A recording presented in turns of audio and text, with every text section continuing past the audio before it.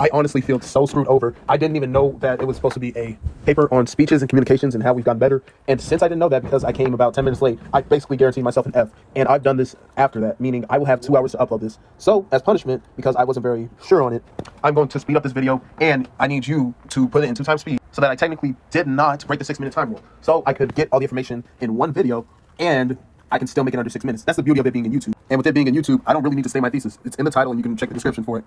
So to give a bit of background knowledge, I think it's important to say that I am talking about my support for Track AIPAC and the things it can do, not AIPAC itself, something I talk about a lot. But the reason I talk about AIPAC a lot is because Track AIPAC is a way to handle AIPAC so that we can be better off.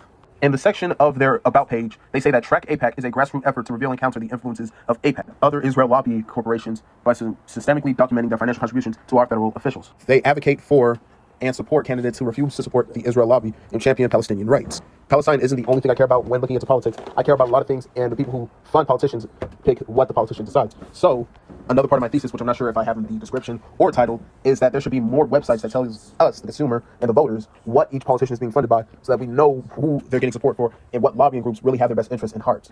Because in this period of time, the war release is something that affects the way we vote, or at least some of us, and was the reason why Joe Biden was popular enough to run for himself and had to be replaced, causing Donald Trump to have a bit of an advantage to win a lot more swing states. And so we would need to know a way to cause better setup for our politicians to win. Just so I have finished the About page of them, I'm going to say the rest. We are working to end AIPAC and the Israel's lobby stranglehold of American democracy, as well as big money in politics as a whole. We call for AIPAC and other associated foreign lobbying groups to be first to register with the Department of Justice under the Foreign Agents Restriction Act, also known as FARA. And they call on Congress to pass a constitutional amendment to overturn Citizens United, as that is one of the hugest mistakes that they've made. It doesn't say that word for word, but you know. But first and foremost, what is Citizens United and what power do they have? From commoncause.org, yes, I'm going back to Boycom sources. Citizens United decision allowed corporations and special interest groups to spend unlimited amounts of money to influence elections. They later say that it potentially gives them more power for themselves over the voter. But I believe they have gotten to the point where the voter actually has less power than the people who fund those going into politics, which makes sense because the corporations that fund them are the people who will make sure that they will have enough money for the next time an election comes up, at least for the representatives. And yet senators still value corporations over the voters. This would be the part where I would say my story. But first, I think it's important for me to establish why it's important that we talk about AIPAC.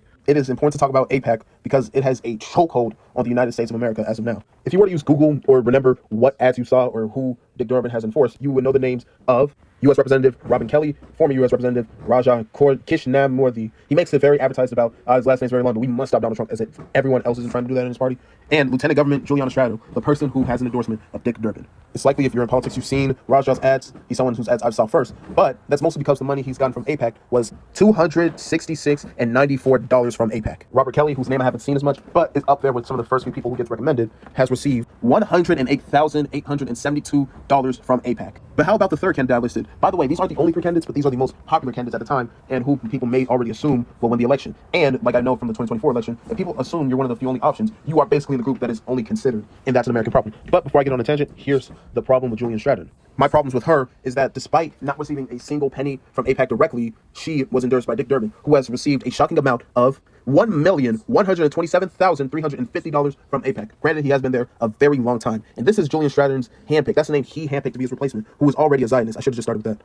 Something that bothered me during the last speeches is that while a lot of the topics I chose couldn't be picked because they were too political, a lot of classes, or a lot of my classmates, I should say, had a lot of political things to say, and yet they were given the speech. Maybe because they're more mainstream. So, to show that my topic is more mainstream so that someone who also wants to talk about this is able to talk about it, even though ideally there's no reason to, I want to tell you how this opinion and this way I think is more mainstream than what you had as a standard. Like, if I was able to give the speech at least once, I probably would have gotten the paper right. So here's a source from New Arab. There were recent polls that confirmed the U.S.'s public shift away from unconditional support for Israel. A new Pew Research poll found that nearly 6 in 10 U.S. citizens have an unfavorable view of the Israeli government. A lot of politicians no longer fear AIPAC, especially with the genocide in Gaza, said Frank. There's not a clear idea of who this Frank is, but a Frank did say that.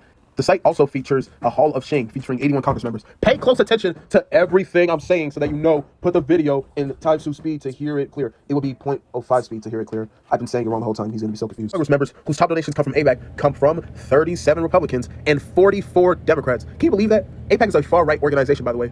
But if anyone has been paying attention to the way people have reacted to the news since the Gaza war, they may have already known that. But can you even believe that? The far-right organization that goes against leftist views, leftists decide that Democrats want to vote for, those leftists are the biggest donors to 44 Democrats in Congress. This is exactly why it's dangerous not to vote in the primaries or do background checks on those you might vote for. And the primaries in particular are very important because without them, without paying attention to that part, you are falling into the pit of voting someone due to their political party and not being able to know the person.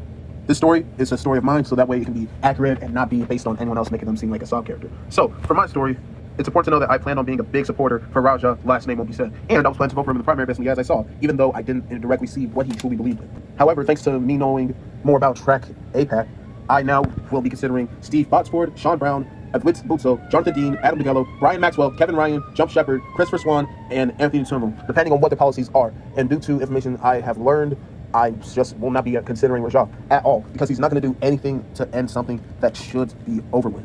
I won't cut that out to make it seem more real, but I will wrap it up because we're getting to the point of 0.5. Track AIPAC is a must-need tool because in this day and age, it isn't about the political party you're in. It's about who has funded you and gets you in office. So things like Track AIPAC or Track Oil, which I haven't talked about, or finding out who politicians are getting support from is very crucial to the future and the being of now. Far more people need to know about Track AIPAC. And until we learn everything we need to know about the politicians we'll be voting for, even if you don't vote for a certain party, you should still look into them. We need to make sure we're doing background checks to make sure that they actually have our best interests at heart. Have a good night.